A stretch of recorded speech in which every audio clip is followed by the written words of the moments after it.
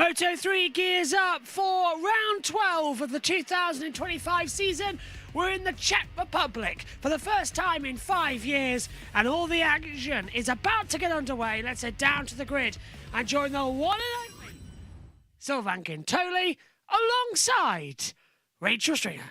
So they're trying to cut out this slowing in Moto3 and a penalty. So now the Dynamo Liquid Moly team, they bookend the grid in pole and at the very back with David Munoz. But look for him coming through. He's been racing really well of late. We've been singing his praises that he's matured. He's fixed all those errors. He rode so well last weekend in Germany. So yeah, he'll work his way through the pack. He might make a few enemies along the way.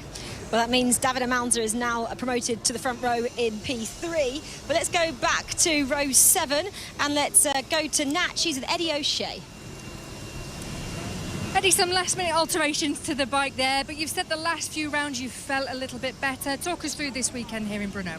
Yeah, absolutely. Every race we've been getting faster and faster.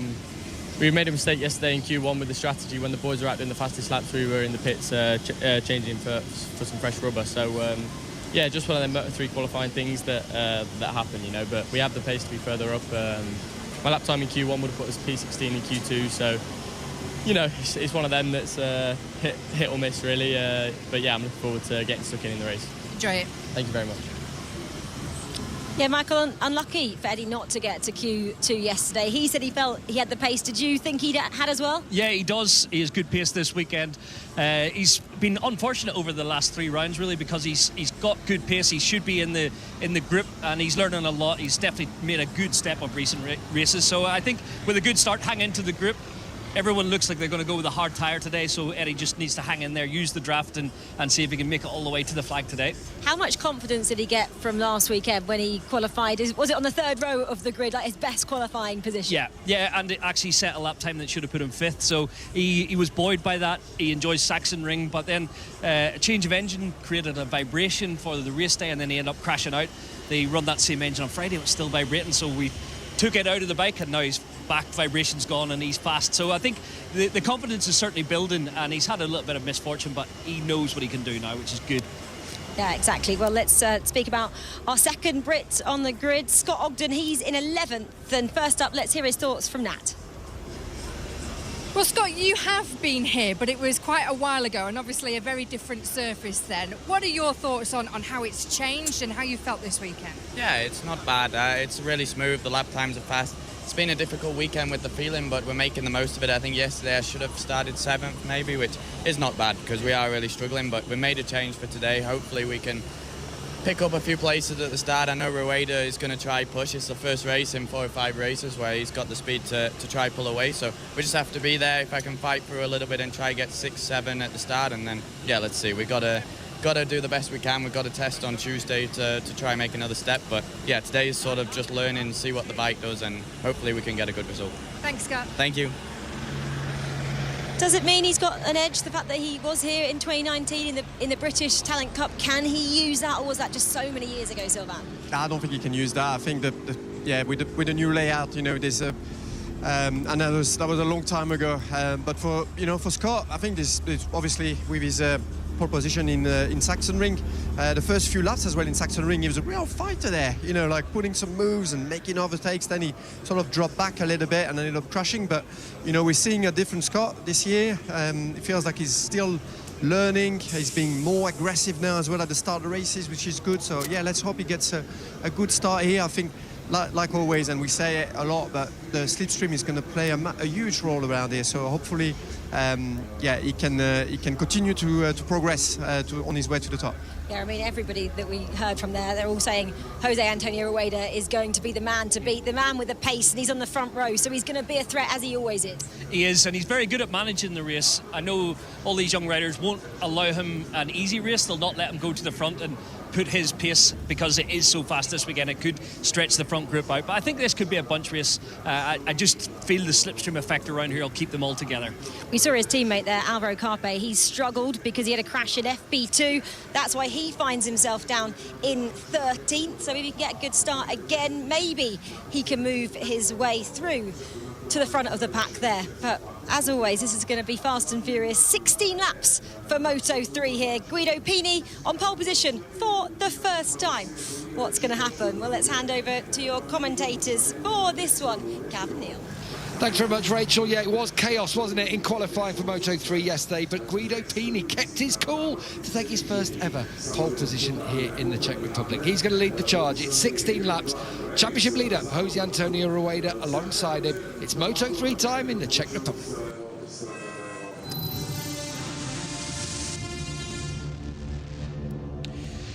Moto3 is back at the Brno circuit for the first time in 5 years. This is how they line up on the grid. Guido Pini on pole position for the first time. Jose Antonio Rueda and David Almanza start on the first row. Then it's Maximo Cuelas, Dennis Foggia and Valentin Perrone. Adrian Fernandez alongside Marco Morelli and Angel Piqueras running down in 9th position.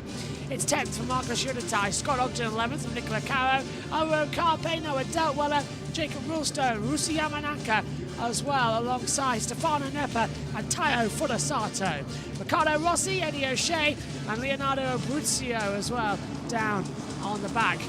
Lennox Fiumara is in 22nd and David Munoz for yet another penalty this year starts at the back, and Joel Kelso in 24th position. We're all set then on the warm-up lap for the Moto3 Grand Prix of the Czech Republic. It's going to be a fascinating race. Let's check in with our colleagues down at TNT. Bruno, over the years, I've got a question though, how it's going to play out. We're going to get a group battle because Scott Ogden felt Jose Antonio Rueda had pace. David Munoz coming through. What do you see happening? Yeah, well, history normally says this track provides incredible racing in the lower classes especially. There's lots of decent length straights, keeps the group together. It's normally a big battle. There's loads of overtaking opportunities. So, but the reality is that it looks like Rueda has got incredible pace, and he will.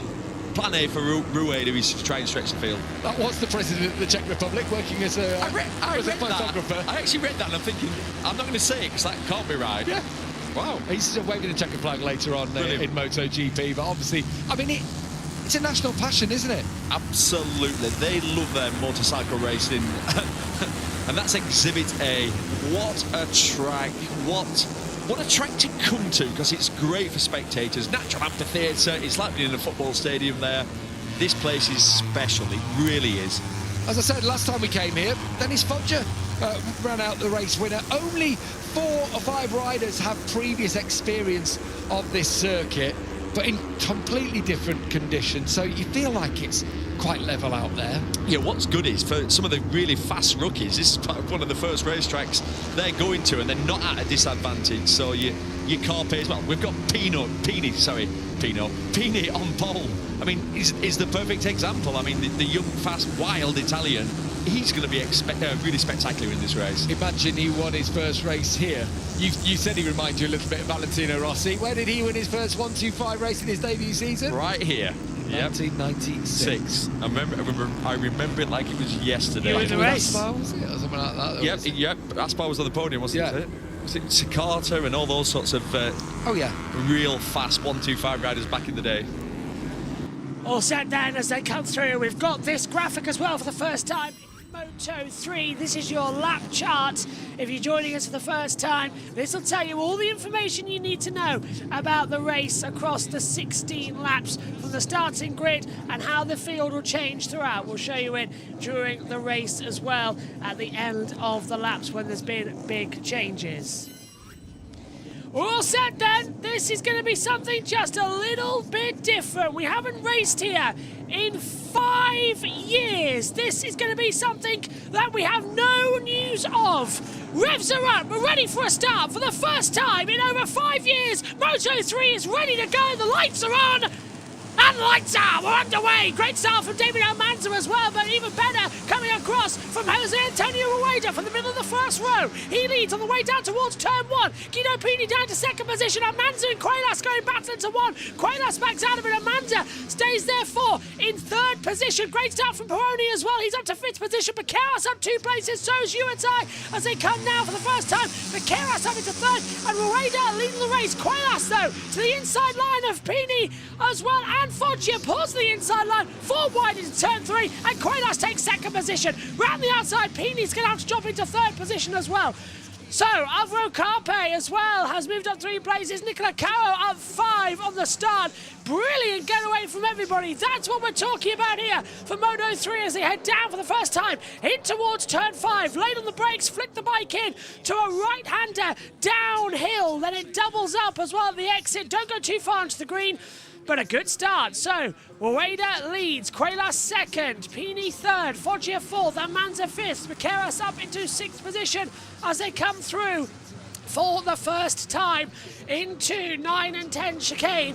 And 10 hairpin coming up as well. That's what's really going to be the treacherous point. Now, David Munoz has made a storming start. He may be having penalties quicker as well, but he's up already into 14th position. And now he's making up a further 2 places on the inside line down to turn 10. Munoz up into 12th. Now runs 11 places higher than when he started on the, well, just 2 sectors ago. That's a stunning start. Penalties galore. No jump starts, say race control. That's already the best news we could have received as they come across the line for the first time then to start the second lap. It's a bit of a zigzag. We'll show you the lap chart in just a second as well as to how it's all changed around. You can also see it alongside us on the monitor here with the positions changed lap upon lap as across the line we go then down towards turn number 1. Here's a look at how it stands on the lap chart. You can see Pini moved up as well. Ueda up into the lead. Pini down 2 places as well. Biggest loss was coming in, with Marco Morelli. Dropped down several places. So did Scott Ogden. So did Deltweller. Brilliant. Just look at Munoz from 23rd, because of course Kelso didn't start. Munoz already shot up the order on that timing screen. Fabulous stuff so far as they continue the battle side by side. Ueda still leading this race. Maximo Quaylas directly behind him. Guido Pini running in 3rd, and they'll just now try and settle into a rhythm. Try and find the overall time that'll go, yeah, maybe this will be good, maybe this will be bad. But they don't want to have the same situation where they could go, oh, I've made a big error here. Oh, we're going to be out of it. Let's have a look at the chat. Hello to Plug, who's watching along. Tig says, what can Munoz do from last? And also, hello. Munoz getting 6, 7, 8 places in the first lap. I predicted him 3rd, and I predicted Quaylas to win because I feel like it's more the track will suit him. Lightning start from Munoz, says Sean. Tig says Munoz podium, and Sean says Munoz active like the Marc Marquez race start made. Yeah. Munoz is up into 10th position already.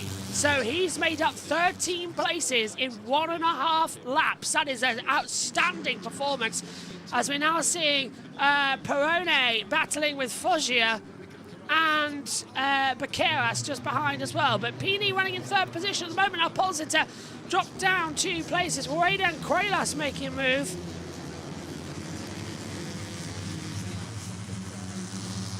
Interesting as well to come through. Adrian Fernandez gets ahead of Munoz. So Fernandez briefly had the Ulterior at the line, but didn't make anything from it. Good start from everybody so far. Then let's head down to TNT.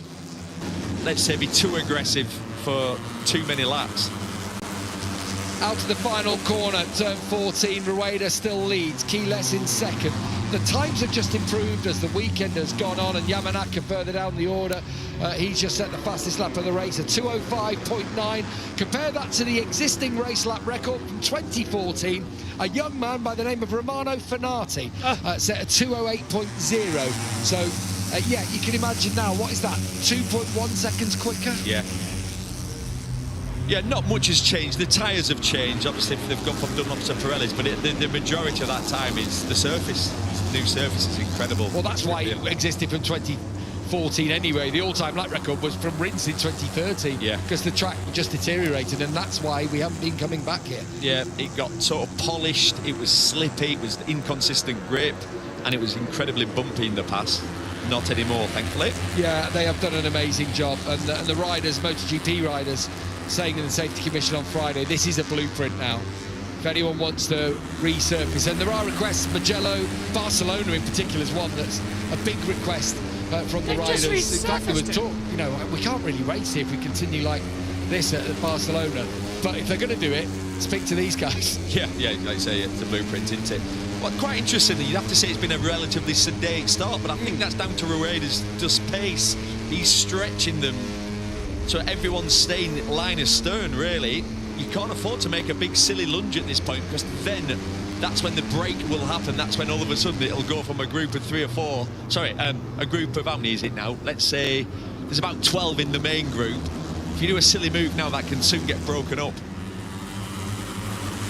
All clinging on to the coattails of the rise in front. No one making any rash, silly moves. Dennis Fodger's made a little bit of progress, though, steadily through, hasn't he? Up into 3rd place. It's good to see Fodger again. We saw him on the podium, of course, when we were back in Mugello. Very similar kind of race. I was just about to say that. I think, yeah, it's, we know that Dennis Fodger definitely likes these flowing sort of S sections. To cross the line, Piqueras, a new fastest lap of the race at 2:05.7. You know, that would have put you on the 4th row of the grid. That lap, I reckon we could even beat the pole time in the race today, depending on how things develop. With the slipstream, with the, you know, you have a really good lap and you catch a few slipstreams, you could get right there. Pole was 2:05.0. Here we go. No, it's funny what Keyless is doing. Keyless is doing what I thought. He is sitting there.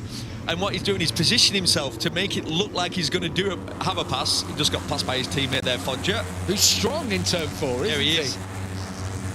Yeah, it's funny, Keyless like making it look like he was going to do a pass, but he didn't. But how funny then, as soon as he's passed by his teammate, he's like, no, I know where I want to sit. We've seen this with Keyless. And again, look at that, goes a little bit wide. Fodger gets him back. They just have to be careful there. A little wide from Rueda. Yeah. So it is a late apex, but it would definitely, it's not that late, let's say. I thought he had a tyre pressure warning and he was sitting up then for a moment, didn't it? That was exactly where Marc Marquez did it. Anyway, he just went that little bit wider and it allowed Fodger and Keyless, just as we're talking about, if they scrap too much, just watch out. David Muñoz's now onto the back of his teammate, so his teammate started in pole, he started back of the grid, and actually he's going to be ahead of him now. So that's the advantage you get from being in pole position. And if you're Peeny, you'll smile to yourself. You'll think, wow, that came quicker than I thought. We've only done 3.5 laps. Up the hill for Rueda. Can Fodger keep the chase, keep the pressure on Rueda? He is pushing hard. Faster lap, every single lap, Rueda. He's building, isn't he? He's not going hell-bent as fast as he could. He's managing, dosing it out, but just getting quicker and quicker lap by lap. Yeah, I think this might be the fastest lap of the race, so I don't know if it's just because Fodger and Keyless battled a bit. Maybe held themselves. Let's have a look. To the line, yeah. Yeah, and as we go across it as well, the time's still changing as we were expecting it to, so still not a bad getaway. Lap 5 of 16 then here for the Grand Prix of the Czech Republic. Jose Antonio Rueda in the lead of the race from Foggia, Cuelas, Piqueras, Fernandez, Almanza, Pini, Muñoz up to 8th place. He's up 15 places from where he started. That is an absolutely stunning lap. And they're going to be doing this throughout the entirety of the session as well, which was kind of what we were expecting it to be. Muñoz might want a group break as well. Well, it might work him out a bit more, actually. Ricardo Rossi dropped down. Oh, I think Rossi's crashed. Rossi's dropping back on the timing screens dramatically. I think he's out of the race. I'm not 100%, but I think, that is going to be Muñoz, I think, out of the race. I don't want to say the disappointment continues, but it looks like, sadly, it does. Another out for the race, it seems, as things stand. I don't think it would be that case, but yeah, Ricardo Rossi's out of the race. Oh well, we're down now to 22 runners that we were starting with as well. It just keeps going from bad to worse out here today as the action continues on. It's going to be a nip and tuck race, I think, throughout. We're going to be in for 2 or 3 different changes. And I think that's what's going to be enjoyable about it. It's going to be chaotic, and that's a good sign. Qatar, where he broke down leading the race. There's a good chance he was going to win there too. Was it Aragon as well? He led a lot of that race, and just ended up running out of tyre. He's definitely stretching it again a little bit on this lap. Through the final corner now, turn 14, Adrian Fernandez starting to look lively behind Angel Viqueiras. That's the first lap. The Rueda's pace has not increased. Just drops back into the 2:06 bracket. I have to say, even all the way back to Scott Ogden, which is the group, pace is very similar between everyone. Yeah, it is. All circulating the same. Like I say, it's all because they're being stretched by Rueda. Down to turn 3, another attack, this time from Angel Viqueiras, and I wonder what Max Quiles will do about this one now, because he's just starting to go backwards. He turns tight through drive down towards... Yeah, you said in practice, is it a difficult track to learn? It's not a difficult track to learn, but to figure out the quickest way through all these technical... Apologies if you're watching, and we've got a slight bug in the system. See the different lines, the areas that you gain, the areas that you lose. Like I say, you might gain a bit... Oh, that was aggressive from Munoz. Is that Almanza? Yeah, just punched his way through there. Yeah. It was... yeah, an aggressive one. That's where Ricardo Rossi had crashed out on the previous lap. Still, Rueda leads. The gap steady at about 0.4 of a second. Where is he strongest? Well, it seems like here, doesn't it? Like out of the stadium section. Yeah, just that little bit everywhere. He's clean, he's smooth, he carries corner speed, does Rueda. He's not stressing his tyres. See a gap opening up now. A front group of about 12, and actually it's Carpe who's not able to cling on to that lead 12. Yeah, Carpe started his weekend so fast straight away, and then had that horrible high side in turn 1, and obviously he's really beaten up. It was a big crash. We're getting our first track limits warnings. It's going to happen, I think, in this race. It's quite a few places around it where it's very easy to transgress, this being one of them.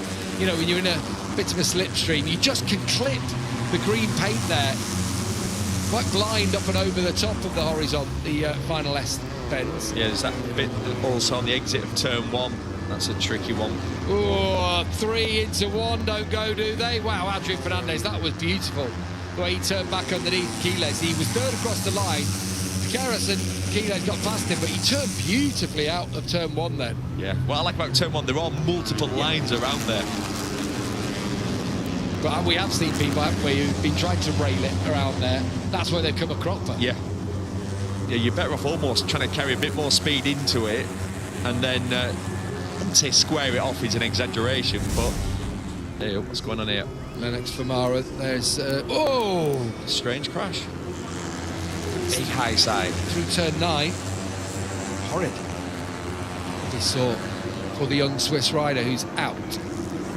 Oh, David Munoz on his teammates. He just barged Pina. You can see from the helicopter shot, there was no room. That was naughty. On your teammate as well, you're like, come on. It's the Munoz style, isn't it? It is the Munoz style. I tell you what, he's had 2 victories this year. He's been a different rider. He definitely looks more mature. Well, since race 5. Oh, since race 6, you know. Yeah. First 5 races. Oh, he had a shaky start. Well, the very first race, who did he ride through? He rode through, was it Lunetta or someone like that? Just absolutely cleaned them out. Received a few penalties, but he definitely looks calmer. But this race, some of them moves are really borderline. Saw him down in his garage earlier. Bit of a maniacal smile on him as he was getting ready for the Scary. I mean, maybe, yeah, I had a little bit of a shiver when I saw it. Foggia trying his level best to cling on to Rueda. There's breathing room for Rueda, so no one can pass him. But he hasn't been able to fully escape just yet. He did a personal best last lap. Another 205.8. Now Quiles, a 205.694. Chipping away as they, you said it right, I think, Neil, learn how best to get the most out. Again, it looks like wide from Rueda, but when he's out there at the front, he's able to do that. When you're in second, like Dennis Foggia, trying to take that late cutback line, you saw it was almost converging of lines. Yeah, well, also, every lap he'll go past the start and finish. The team will give him the gap from the rider behind, but also they'll give him the G of how many's in the group, so he'll be keeping his eye on that. It stayed consistent at about 0.3 of a second which at that point you're not comfortable. But the beauty of having 0.3 gap, you can use those sweeping lines. When it's +0, you know you're going to leave the door open and someone's going to attack you. So I think at this point, Well, thinking that Quiles was about to barge his way through, but hangs on to third through the stadium once more, through turns 8 and 9. I feel like this is a pot of water just simmering at the moment. yeah, it's a good lap, this one. He's just got another couple of tenths as Rueda. Quiles attacking. Oh. It's been coming. Yeah, these two look like they've got it in for each other today. And Fernandez thinks, I love this sort of race. Yeah, I'll get involved too. So Fernandez, isn't it? He has the ultimate FOMO when he's seeing passes like that being made. He's like, let me have a go. And then you look at who's next in line. Oh, it's David Munoz. This is going to be great for Rueda's championship. Before the race, 73 points the gap. As it stands, 87 points the gap. That's 3 races he would have now in his back pocket of margin that he could miss. 25 points for a win, of course. And Rueda looks in line to take another set of 25. That is the fastest lap of the race from Rueda, 2:05.6, getting quicker as this race goes on. They cannot match him. No, and at that point the team will have, like say, given that information, that'll give him a plus 0.7. He's clean as well, isn't he? Like he's been all weekend, not put a wheel wrong. Loads of laps on his own, working on his own race pace, working on his own markers, lots of corner speed, looks relaxed, not stressing the tyres. Oh, the teammates are proper going at it behind. Yeah, and then Piqueras scrapping with Fernandez as Munoz gets through and up into 4th place now. Their pace, unfortunately, a 10th or 2 slower than Rueda, and it looks like the way this is starting to go, it was the fear we had at the start of the race, but it looks like it's a battle for second. Yeah, and it's going to be a decent battle for second because it's a proper group of aggressive riders. I mean, Foggy back in the day used to be a bit of a wild one. He's sort of, as he's matured, he has calmed down a little bit. Well, we're past the halfway point in this race, 8 down, 8.5 now, 7.5 laps still remaining. And Rueda eking out more of a gap over Dennis Foggia on the 71 and the pink 28 of a gap over Dennis Foggia on the 71 and the pink 28 is Max Quiles on the 2 Aspar bikes. Then David Munoz just slightly behind on the 64. Up the hill they climb once more through 11 and 12. Really steep rise. Really hard to appreciate that on the camera, but that is a drag up there. There's a reason it's called Horsepower Hill, or used to be called Honda Hill. In Moto3 you call it KTM Hill. Yeah, it's a steep one. It makes a corner before it really important that you've got to try. Lap 9 and 16, and after a few issues with our streaming PC, luckily the map book was in here, so we were able to swap over, and you at home did notice a difference. We're back up and running now. Rueda leading this race, and there's still more drama going around into turns 1 and 2. They're desperate to find the overall pace and the gumption out here today as well as they come through. Quiles takes second position away from Foggia, and Barry's just been given a track limits warning.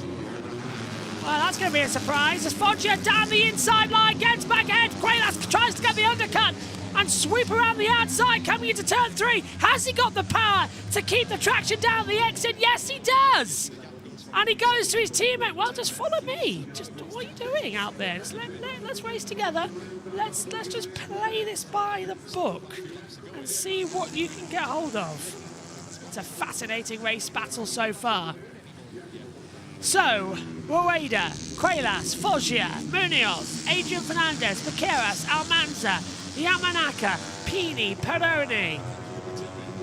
That's your top 10. Quiles there, given the track limits warning. 7 laps to go. And Rueda on course for yet another race win this year. Just taking off into the distance. Kind of what we expected, really, to happen as it comes in. Down to the braking zone. Hugs the inside line, just keeping the traction up a little bit more. It's Rueda 1.5 seconds ahead now at the front of the field. Warning symbol on the left-hand side on that tower. Yeah, and it's stretched so much now. Obviously, Rueda's got that 1.5 seconds lead and look, and then you've got the next 6 riders. It's broken up again, so that's your battle for the podium. Almanza, Piqueras, Munoz. Yeah, more experienced runners. Yeah. Apart from Quiles, basically.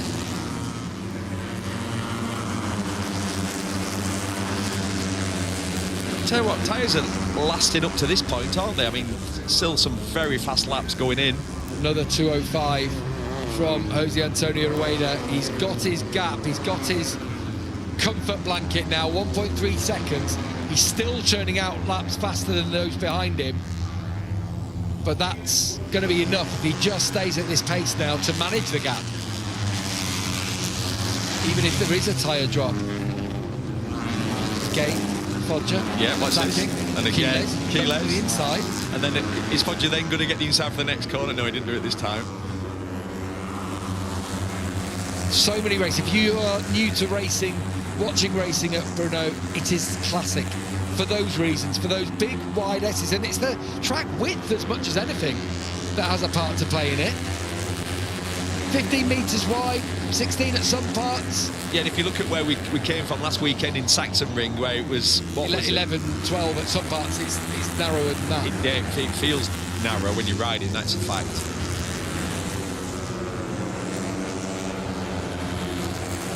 Sachsenring's the sort of track you can't imagine a car race on.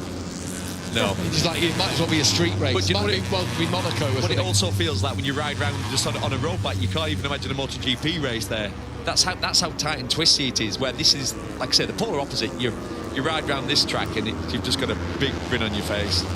Elevation changes, Massive. undulations. Yeah. Like, you can't believe now are you at the lowest point and then you start climbing up to this steep S. And you look back at the history of this circuit, and all the greats have won here, haven't they? It's one of those. Yeah, Agostini won here loads back in the day. Didn't he? Remember Mick Doohan winning a lot. Obviously Valentino Rossi. Max Biaggi was successful. Yeah, one of the most successful riders around here. Lorenzo was good here. Casey Stoner. Sylvain Guintoli. All the greats have had fantastic results around this circuit. Not that Sylvain would like to talk about it. No, he just left. What did he leave on our desk this morning? Look, he was third fastest in a free practice 3 session 6 years ago, and he printed it off. I mean, he was walking around with it today. He was asking a local if he could get it framed, if he knew somewhere he could get it in a frame. Embarrassing, really. Oh, no. Down towards turn 3 for Dennis Foggia. And the same move. Yeah. This time, does Quiles cut back? No. He says, all right, I'll give you it this time. Unless Rueda goes This is down. a 5-6-way battle. Almanza just labouring to hang on, but a 5-way battle for the remaining 2 trophies in this race. 4.5 to go. Which is a statement performance, isn't it, from Rueda? Come to a track that he doesn't know,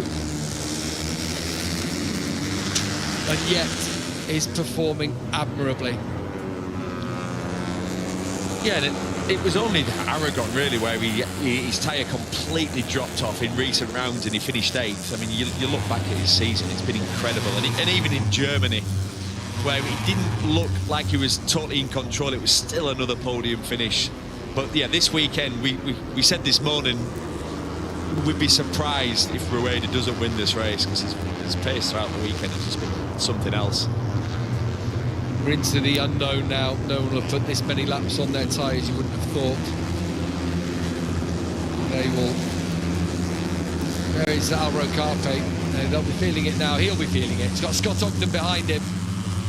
Ogden outside of the points. Morelli picking up points as things. Yeah, but 88 points are right at the front. Just have a look at this graph. This is the lap chart of the race that we've had so far. Finally got it back operational. Rueda took the lead lap 1 and stayed there forever since. And then it's everybody else fluctuating, but Nico Caro in 11th position. They're moving up and down, lost 2 places on the previous lap as they came through. Pini's just been given a track limits warning. as you see it flash up on the bottom of the monitor. But this is the thing, it's just sort of all running together because we've got Prix, Foggia, Fernandez, Munoz. Munoz in 5th place. He could be on for a podium here as he's got the battle behind from David Almanza. Oh, and that's tight on the inside line as Piqueras gets himself involved in the drama now as well. Munoz been pushed back. Well, this is just fantastic racing. We're 8 out 205.454. There's on the inside line. We were waiting for the move to go through from Piqueras. Gets back ahead of Adrian Fernandez. So that's up now to 4th place. He's right behind Foggia. Round the long loop at 7. Kincaid 8 through 9. The 8 and 9 chicane area. The 10-10 hairpin coming up. Piqueras now right in the back of Dennis Foggia as he comes down over the line. Munoz in 6th place, also waiting on. Maximo Crelas just cutting the inside line. Late on the brakes. Fernandez going to try and go out the outside line. Try and get the undercut. Foggia's defending well. Piqueras has that run though to the inside line. Still can't get through. But Fernandez might be under pressure here as well from Piqueras. He goes on the inside line. Air temperature 25 degrees. So it is changing up ever so slightly. Vance Peroni gets ahead of Guido Pini. Pini's back ahead now of Peroni. 4 to go. And it's just starting to bubble up what we could witness here in the Czech Grand Prix. If he makes a mistake, he's going to win it. Another 205.6 from him, whereas Quiles, Foggia, Fernandez 206.2. Munoz 206.5. As Foggia comes back in front, his teammate turns underneath him now. Foggia's going to have the attack mode now. Inch perfect through turn 2. Just under 3 laps remaining in this race. Who is going to join Jose Antonio on the box today? Hey, and there's not a better feeling when you've got such a lead. 3 seconds with 3 laps to go. At that point, you're just like, just stay relaxed, enjoy these laps, don't do anything silly. Meanwhile, behind, it's the exact opposite. Your adrenaline's pumping when you're in one of these battles. I'm going to give credit just while we're watching this battle rage on to Eddie O'Shea. He's closed down a 2.5 second gap to Stefano Nepper, Noah Detmiller, and he's passed them both. So he's in 18th place in this race, just a spot behind Scott Hoffman. That's Reddy. Made some progress in this race. I think cut adrift early on. Yeah, absolutely. Got a bad start, didn't he? It's been a long race for him, but his pace now is not that far off what these guys are doing. Munoz made it all the way from the back of the grid up to 5th place. You've got to feel, if Germany's anything to go by, there will be some kind of lunge coming. Yeah. It's in the post, isn't it? Yeah. Yeah, Munoz not start from the back of the grid to not finish on the podium. I've got a question then on Where? that. No. Is it a tough enough sanction? No. You felt it was a harsh sanction I anyway. thought it was quite a harsh one because he did roll off on a straight, but he was off the line and there was quite a few riders behind him. I think it was this time. I think he deserved a penalty, absolutely. But it wasn't a silly one. He didn't like grab the brake or do anything really stupid. But we've already seen Rueda win from the back of the grid here this year. Munoz up there. Is that a tough enough penalty? That's a fair point, yeah. Yeah, you've got to start questioning maybe... Right through? Yeah, I'm going to say right through your race is over. Pit lane start, your race is over. Long lap. It's there for a reason. I guess a double long lap penalty. Is that worse than starting off the back of the grid? The problem is because David Munoz is so good at overtaking, starting at the back of the grid, it is not a massive penalty, is it? The fact that he was, what was it, at the end of the first lap? 12. Yeah.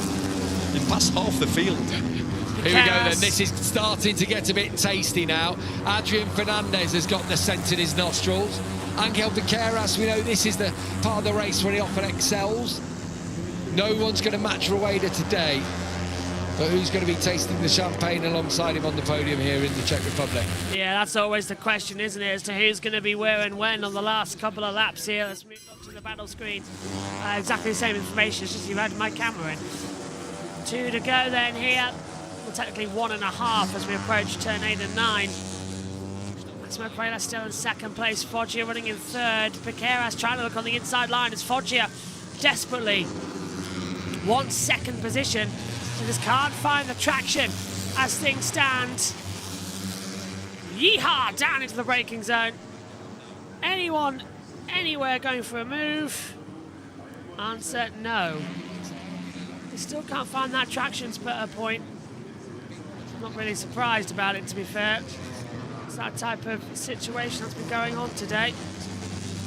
Rueda, though, 3 seconds ahead as we start what will be the final lap of the Czech Grand Prix.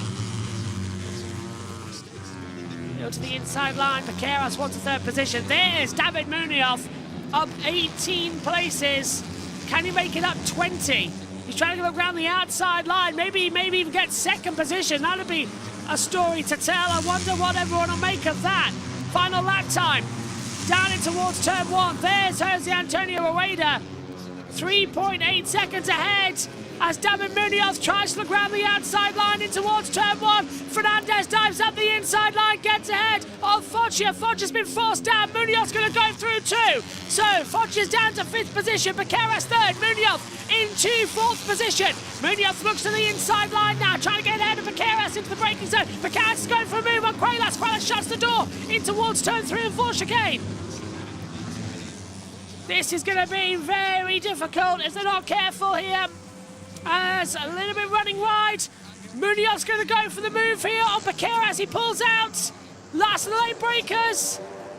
No, nothing there. Can he get the traction? Foggia's got track limits warning. Munoz goes to the inside line to deal with Adrian. He deals with Piqueras. Fernandez coming back on the inside line as well. All a sea of colours at the moment as you try and work out who's where from the camera angles. Not zooming in quite nicely. There we go. I'll take a step back. Whoa, Munoz going for it on the inside line. And David Munoz is up into 3rd and he wants 2nd. Down into turn 10. Can he get ahead on the inside line of Maximo Quaylas? Nope, not this time. Through turn 10. Oh, Quaylas nearly drops it. Quaylas gets a leg off, and through goes David Munoz for 2nd. Through goes Angel Piqueras for 4th. Because back on the inside has come Maximo Quaylas. Foggia's nearly touching now side by side. This is going to be a very tight fight to the line. Quaylas wants 2nd. Munoz just wants a podium from the back of the grid. Into the last corner of the race. Jose Antonio Rueda will win the Moto3 Grand Prix of Czechia. But who is going to be in 2nd position? Rueda wins again. Where was out the competition? It's a side-by-side of the line. And 24 thousandths separates Maximo Quaylas in 2nd and David Munoz in 3rd. Munoz up 20 places from where he started. Now that is a fight back and a half. Jose Antonio Rueda wins for the 8th time in Moto3. And once again, it is total domination. He wins the Grand Prix of Czechia. That is just, it's just domination. Exactly what it needs to be said. Domination here. We'll stay with it for the podium interviews and the podium itself, but fabulous running here. The Moto3 race won by Jose Antonio Rueda. And it was done by 3.4 seconds and time to boast at the line.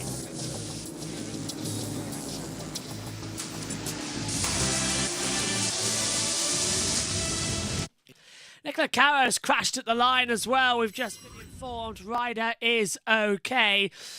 So let's take a look then at what happened. It is Jose Antonio Rueda victorious, and Maximo Quaylas, David Munoz, Angel Piqueras, Dennis Foggia, the one of only 4 riders to start where he finished.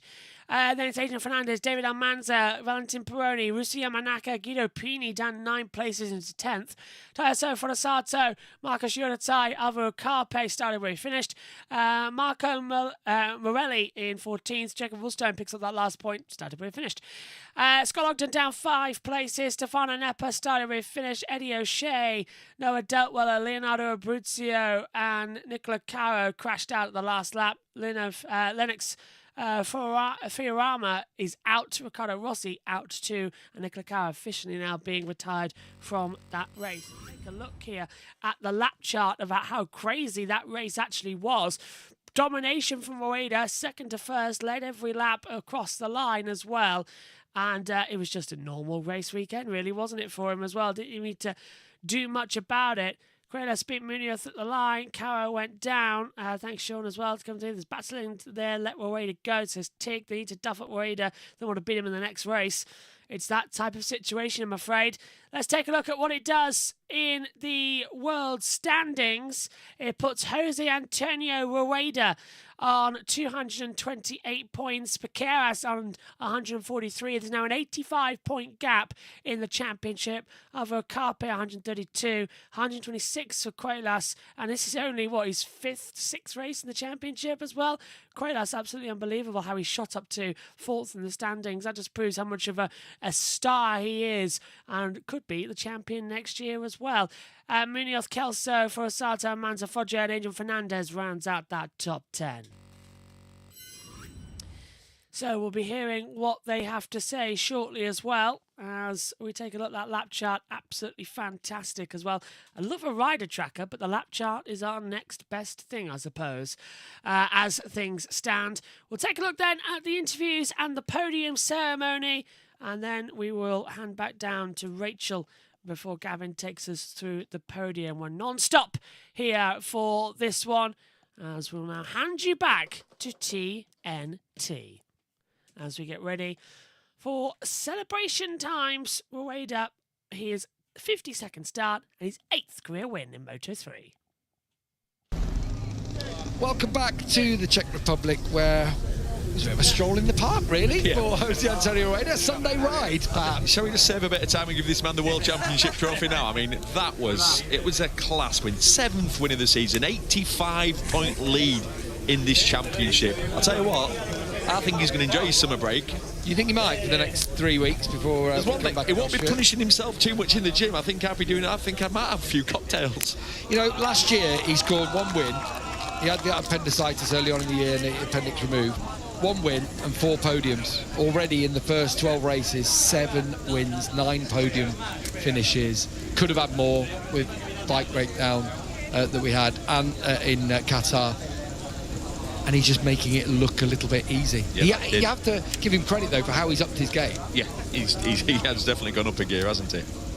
Max Quiles, again, another podium from the young Spanish rider. That is his 5th podium. When he's been on the podium, he's now had 4 second places and a win. And that was his 8th Grand Prix. Yeah, he will have, in the whole paddock, the best race to podium finish ratio. Yeah. Dennis Foggia, they had a look at it. He did have track limits on the last lap, but no further action has been taken. We've seen this face a few times, haven't we? Of late. I won't be panicking too much. He's been riding well. He's just slightly off the pace throughout the weekend. You then feel like when it comes to the race, he's on his limit. And it's just those last moves. I mean, it's hard to beat Quiles when you watch him. It's hard to beat a Munoz in a battle. Yeah, he's there or thereabouts, isn't he? Yeah. Angel Piqueras. He is now alone in 2nd place in the championship because Carpe picked up just 3 championship points in the end. He finished in the group ahead of Morelli, who in his debut gets 2 points. Ralston picked up a single point for Australia in 15th, and then Scott Ogden of that group missed out. He was the one to miss out on the points in 16th place. Pole sitter Guido Pini finished in 10th. Alvaro Carpe, there he is. only 3 points today. But yeah, and we know why. Yeah. It's all on the the second practice session when he had that big crash. Really beaten up. Track temperatures now starting to climb into the 40s. Remember, we've got Moto2 and MotoGP still to come. Let's hear from the man who started at the back of the grid and still stuck it on the box, David Mignon. Well, David, that is a super ride from the back of the grid onto the podium. Just how difficult was it to make your way through? Yeah, I know. The race are very fast, the road is very strong here. But well, I push into the front, step by step, lap by lap. And well, finally third position is a very good result for the championship. And well, thank you to the team for all the work during the weekend, and this victory for Borja Gomez. Top ride, well done. Thank you. He didn't win, it probably felt like a win though, didn't it? Well, impressive, back of the grid. Very impressive. I'm impressed with what I see. Some firm moves, he didn't go over the line, as in clean anyone out. He was close. He wasn't his teammate Pini once. Yeah. But he then did sit there round about fifth. He looked calm. That's great racecraft. He's creative with his passing, isn't he? On occasion. He is. Very creative. Put it this way, Gav, you wouldn't want to race against him. Yeah. Or you certainly wouldn't want to see +0 Munoz, would you, on your pit board? No, he's not creative in the way you get those people with the angle grinders. Yeah. Right, let's Max, you really had to battle hard for that second place, in particular with your teammate through the middle of the race. What did you make of some of those moves? Yeah, well, I tried my best to be at the front at the time. I had much better pace than the other group. I had the pace of Reda, so I wanted to be behind him because I knew he was going to be really fast. But yeah, many overtakes. He was overtaking me all the time. It was really difficult, so I had to try to push, but then I had no tire. I tried to catch Reda, but again, there was overtaking, so I had to conform with the second place. I tried to do it, and I could do it, so this is good. But yeah, happy, and let's keep going. Great ride, well done. Thank you. Valentino Rossi would say that is racing. That is the races, he would have said, because, yeah, you might have had the pace, but the others are all in the race too. Yeah. Oh, look at the front of that bike then was hopping. There's a fair bit of that, wasn't there? Yeah, particularly in that last corner. Yeah, quite a lot. There were plenty of moves with him and his teammate. You can see he was slightly frustrated, but yeah, that's how it is. Carries Luis Salom's number 39 on top of his hump. Let's hear from our race winner, Jose Antonio Reda, win number 7. Jose Antonio, that was perfection. You led every lap, dominated the race from start to finish. Is there a better way to go into the summer break? Yeah. With this feeling, it's incredible to go to the summer break. More points on the championship, another victory. So I want to say thanks for my team for all the job all this half season, and needs to still working on that way on the next race and another half of the season. So yeah, I'm very happy to take the achieve more the victory, and yeah, I'm really happy. I want to say thanks to everybody to support me. Yeah, this victory is for all of them. Let's enjoy today to this victory. Congratulations. Thank you. 85-point lead in the championship standings now, like Gav mentioned. How does he celebrate these 4 weeks? Can he celebrate tonight, maybe for the first time he's been able to all year so far? What a dominating start of season. I mean, amazing race pace. It's just the way he's able to carry that corner speed and keep the flow going.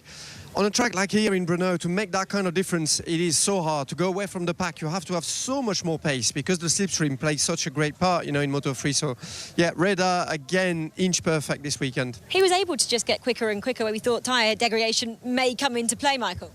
So good at managing it. The SC2, which is the harder of the rear tyres, it was lasting, but for some of the others who like a little bit of grip, they couldn't match Jose Antonio this weekend. He was able to just turn a little bit better than others and get off the turn, and he carried the speed all the way down the straight. didn't need the slipstream to be that fast. And yeah, that's an exceptional talent to be able to make the difference, as Sylvain said. A track like Brno, the rider can carry that extra bit of speed, and he managed to break the pack, which we didn't see coming, even with the speed. So yeah, mightily impressive. Yeah, before he broke the pack, it was a pack of about 18 riders at one point. Then he pulled the pin, and then it was very much about the minor podium positions there, and the battle between Max Quiles and David Munoz. I mean, Munoz, what a ride he had from 23rd to we thought was going to be one podium position. We weren't quite sure where until right at the very end. Yeah, Munoz was like an animal there. I mean, you see them making the move on Piqueras and getting ready for that fight. That was the last lap, obviously, for the fight for the podium. Munoz super aggressive as well. You'd think, you know, in those first laps, starting from the back of the grid, he would have damaged his tyre, and it wasn't the case at all. There he was able to sleep underneath Quiles and hold his position there. So he played it really well. Maybe a little bit too defensive in the last corner, that last chicane, that allowed Quiles to go around him and carry a little bit more corner speed until the finish line. But yeah, Munoz just aggressive as ever, and then you're going to see that Quiles just carry that corner speed out of the last turn just to snatch that second place. Fair play to him though, from the last place on the grid, and a brilliant run. Aggressive, but I've got to say, I mean, we've seen some moves that were super aggressive, but it was, for me, fair and square. I guess that's what Neil and Gab were saying. Was that a harsh enough penalty because he still managed to get a podium? What are your guys' thoughts on that? Well, I think what he did was actually not that bad, and the penalty, it is a harsh penalty, and he got punished rightly because he was sort of on the radar a little bit, and he'd been warned, and you know, so it's really important that if they keep the riders in check, that they don't do stuff like that during the practice, because that can lead. This is the sort of accident that you don't expect and where you can get injuries. Okay, well, you can see the podium here for Moto3. So without further ado, let's go down to Gav to talk you through it. Yeah, they're all heading up onto the podium. It's actually on the ground floor. It's actually just down by the end of the pit building. We have this podium. So when they do spray the champagne, right in front of their team and crews. Red Bull KTM IO team celebrate with another trophy. They are now 149 points clear in the Teams Championship of their nearest rivals. Similarly, in the Constructors Championship, KTM 151 clear of Honda. David Munoz points to the sky in memory of Borja Gomez. That's his 5th podium of the season, including 2 victories. Max Quiles, similarly, 5th podium of the year in just his 8th race. It's remarkable, isn't it? The start he's had to his Grand Prix career, and felt he had more to challenge Rueda. Unfortunately, he was untouchable today. Rueda wins for the 7th time in 2025. We have a lovely summer break now before the next Grand Prix in Austria. A home race, of course, for KTM to savour this one. An all-Spanish podium, so let's hear the Royal March.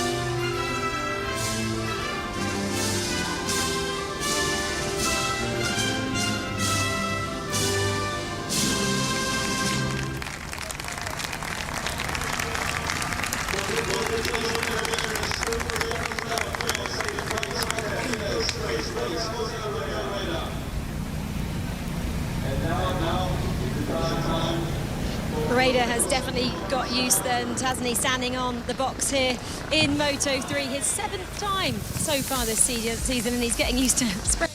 It is champagne time, and that concludes our coverage of the Moto3. We'll be back in around about 15 minutes time for Moto2. Join us again, you'll be redirected. See you soon. Bye-bye.